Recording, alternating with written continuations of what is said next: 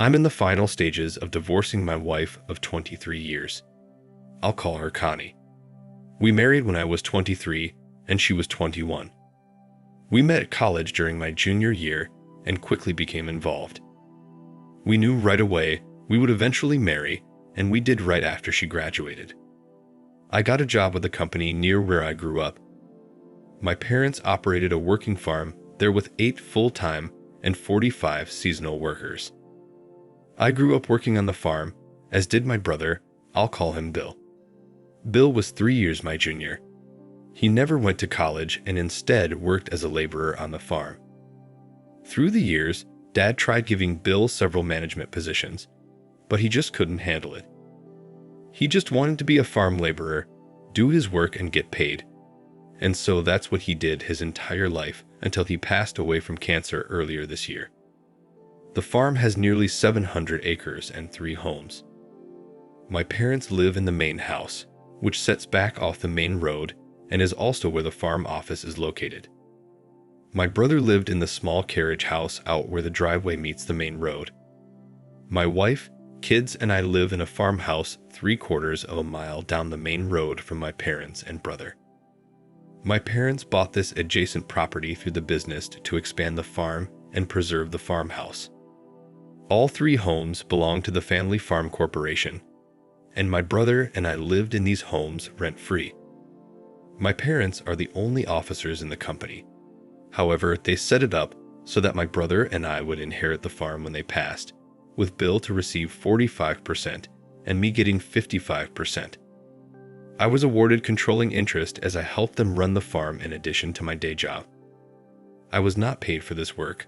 However, we lived rent-free on the property, and of course, I would inherit majority ownership eventually. It was an ideal family environment, and we all loved living there. My oldest child is a girl, 21. Next is a boy, 20. Another boy, 17. And our youngest is a girl, 15. Life was great for all of us. I had a very happy and loving marriage with Connie. Our kids were wonderful. My job was going well and the family farm was booming. I think I gave you enough background where you get the picture. Now let me get to the issue, which is the reason for my posting. About 3 years ago, my brother was diagnosed with cancer. He was never good about taking care of himself and didn't seek treatment until his symptoms became unbearable. By the time the cancer was discovered, it had spread to other areas of his body. He went through a terrible time with chemotherapy and radiation treatments. It really took a toll on him, but he continued working. Eventually, Bill passed away earlier this year, and it was an emotional time for all of us, especially me. Bill looked up to me as his idol, and I helped him through a number of life problems he had over the years. Bill's existence consisted of going to work, then spending the rest of his time at the bars and social clubs in town. He had a drinking problem, which I helped him conquer 4 years before he passed. He also had serious tax problems, which I helped him resolve. He just was the kind of person who struggled with life's basic tasks, and I was always there to rescue him. As a result of this, he and I were very close. My wife and kids loved him too, but they all thought of him as crazy Uncle Bill. He was by no means dumb or lazy, he just had no ambition or desire to improve himself. Over the years, Bill had a number of girlfriends, but nothing lasted. Most of them were women he met at the bars. He did date a nice girl once, and I really thought it was going to go somewhere, but she eventually left him due to his drinking. My parents just accepted Bill for who he was and didn't pressure him. They loved him unconditionally, just like they loved me. In his will, Bill named me the executor of his estate and specified I was to receive 100% of all his assets, which included a life insurance policy, a small checking account, and his personal possessions like his motorcycle and truck. Then about 2 weeks after his funeral, I was over at Bill's place paying bills and looking through piles of paperwork he had stacked on his kitchen table. It was there I came across a statement from an out-of-town bank. The account balance was in excess of $70,000. I was shocked at the amount, but what shocked me even more were the legal names on the statement. The account was in Bill's name, with my youngest son, who I'll call Joe, listed as the payable on death beneficiary. Reading this, I was perplexed. I asked myself, why would my brother set up an account this way, and why would he list only Joe as the beneficiary? He was no closer to Joe than any of my other kids. In fact, if anything, Bill was closer to the rest of my kids than he was to Joe. My mind started racing, but I couldn't come up with anything. I was going to call my wife and parents and tell them, but then decided not to just yet. The next day, I drove to the bank. Being the executor, I was able to find out that Bill opened the money market account a month after Joe was born, and made regular contributions to it every 2 weeks. At this point, my mind zeroed in that there had to be some connection between Bill and Joe, and then wondered, did Bill and Connie have an affair? Was Joe Bill's son? It started driving me crazy. That night, I went back to Bill's house and started going through his files trying to find something that would give me a clue. I spent hours combing through everything in the house. Then I found it, something that changed my life forever. It was 2 old photos of my wife. In one she was topless, and in the other, she was holding a beer wearing nothing at all. Both photos were taken in Bill's bedroom. My world crumbled. I stayed at Bill's house for several more hours that night, going between crying and being angry. Eventually, Connie called and asked what I was doing, so I went home. I didn't confront her then, as I had to think through what I wanted to do. I actually thought of just ignoring what I found. After all, the pics were from years ago, and my brother was no longer alive. I quickly shot that down, as I knew I could never live with myself knowing what I knew. What I decided to do first was to tell my parents what I had found, and that's what I did the following day. I took the afternoon off and met with them at the farm office. I showed them the bank account and then showed them the pictures of my wife. My parents couldn't believe it. They were both upset and disgusted by the discovery. They knew exactly what this meant, and it seemed to impact them as much as me. They asked me what I was going to do. I told them I planned to confront Connie, and if it was true, I would divorce her. They understood, but my mom encouraged me to hear her out and think it through before acting. That evening after dinner, I took Connie over to Bill's house with me. She thought she was going there to help me clean and get rid of things. When we walked through the door, I sat her down and said, there's something we need to discuss. I then went to retrieve a packet containing the bank statement and photos of her. I first handed her the bank account statement. She looked at it and just said, wow. She couldn't believe Bill had saved so much money. I asked if she noticed anything odd about the statement, and she said no, just the amount. I then asked her to read the entire statement out loud, starting at the top. She read the bank's name and address, and then read Bill's name followed by the payable on death to Joe, our last name. When she read this, she looked up at me with a look on her face signaling shock. I think she knew right then she was busted. She said, I wonder why Bill did this. I asked her if there was something she wanted to tell me, and she said no, shaking her head from side to side. I said, are you sure? And she said yes. I said okay. I then pulled out the photos and handed them to her. She immediately froze, and the tears started flowing from her eyes. She said, let me explain. And I told her, please do. She excused herself while she went in the bathroom, and I heard her in there regurgitating. She came out 15 minutes later and came clean about the affair she had with Bill 18 years ago. She said that it was stupid and selfish, claiming it only lasted a couple weeks. Connie said she quickly realized what she had done and ended it. She claimed since that time, she had distanced herself from Bill, interacting with him only when other family is around. I then asked her if Joe was Bill's son.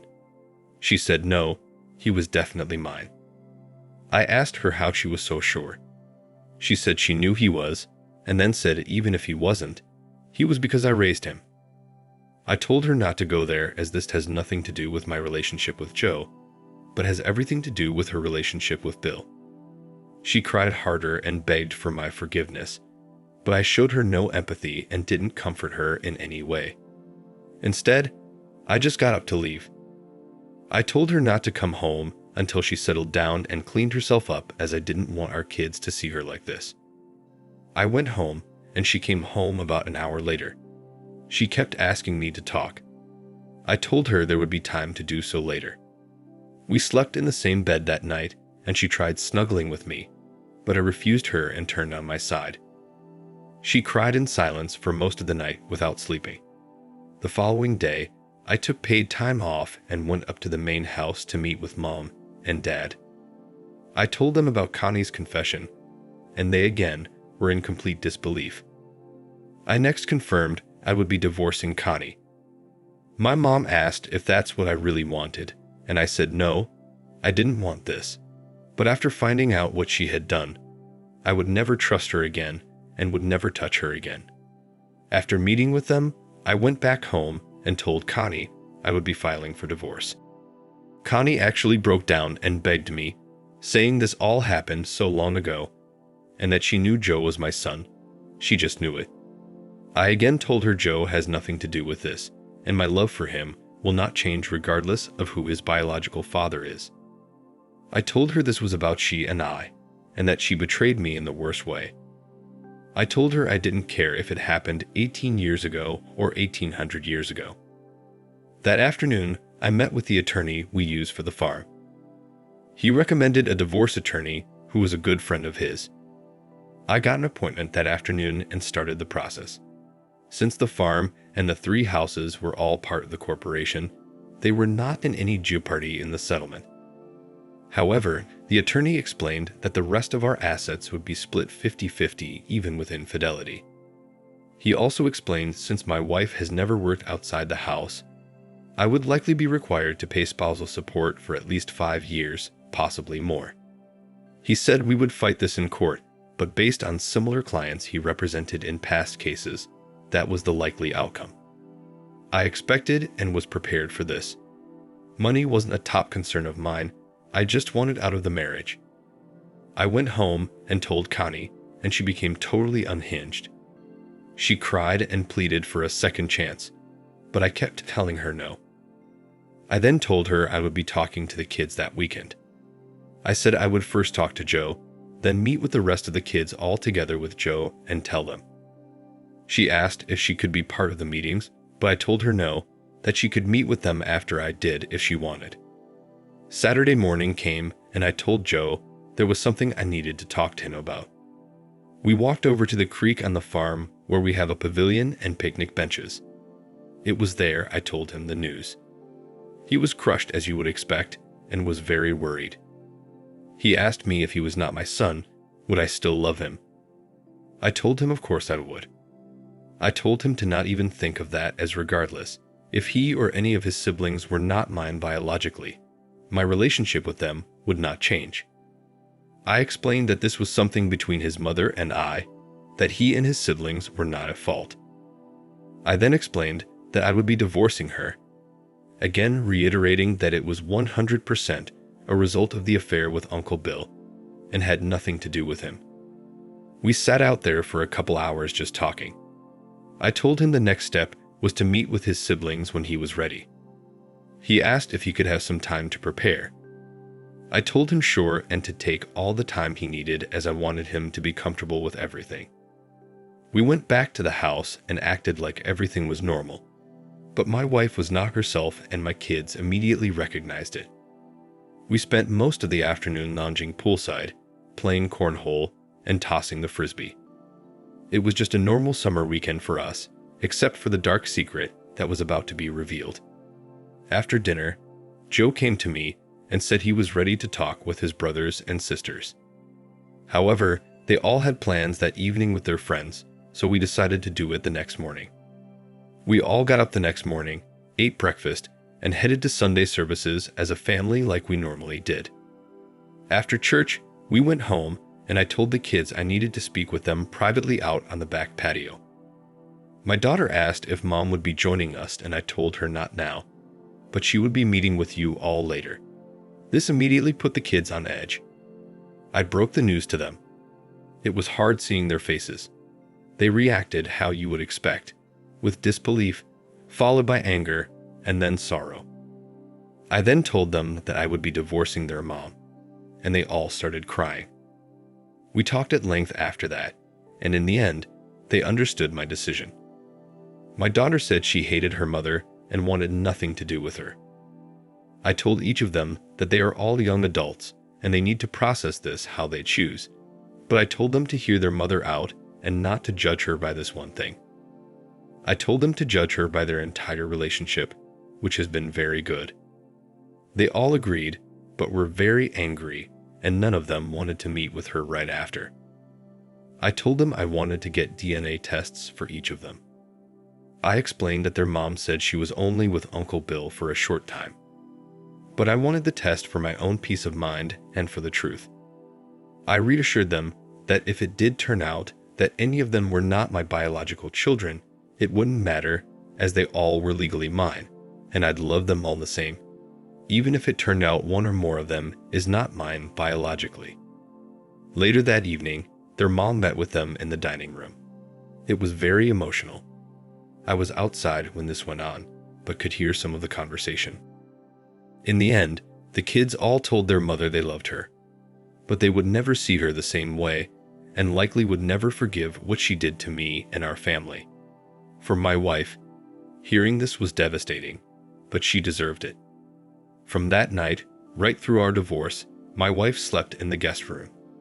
The divorce took nearly 8 months to complete. During this time, my wife pleaded with me daily to stay together and to go to marriage counseling, but I didn't budge. 3 months after D-Day, my parents got an offer from a developer to buy the house my family lived in and the surrounding 80 acres for an ungodly amount of money. My parents and I made a business decision and accepted the offer. My wife, 2 youngest kids, and I moved out 60 days later. It was at that time my wife moved into a 3-bedroom apartment in town. This is when the reality of everything hit her hard. She became depressed to the point where she had to be put on multiple medications. I moved back into my parents' home temporarily. It was then I decided to build my dream house on the backside of the farm. This was something I wanted to do for a while, and this was the opportunity to make it happen. I designed the house with the architect. A mid-sized log cabin with 3 bedrooms. The house is now complete, and I live there with my 2 youngest kids. They also spend a couple nights a week with their mom.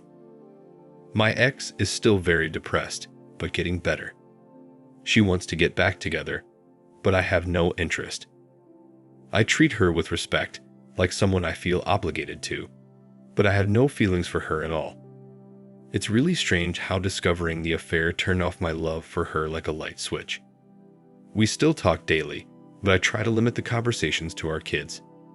She doesn't have anyone here except for our family, so I can't just cut her off completely. Again, I feel a sense of obligation to her. Regarding the DNA test, as it turned out, all of my kids are biologically mine. All the drama and sleepless nights were for nothing, but I had to know. Learning this didn't change how I felt about Connie though. She betrayed me in the worst way, and I will never forget or completely forgive her. I still, for the life of me, don't know why Bill set up that account with Joe as the beneficiary. My ex swears they never discussed paternity, and in this I believe her. I guess Bill just guessed, or possibly wished Joe was his. Overall, I feel good about where I am now and the relationship I have with my kids and my ex-wife. Though I'll never trust her again, I do care about her and want her to live a happy life. I don't know why I decided to post this, but writing it out made me feel better and made me even more appreciative of how everything turned out. If you made it this far, thanks for reading my story and good luck to you all. OP. Thank you for watching. Like, comment, and subscribe if you enjoyed the video. Until next time, I'll see you again. Take care.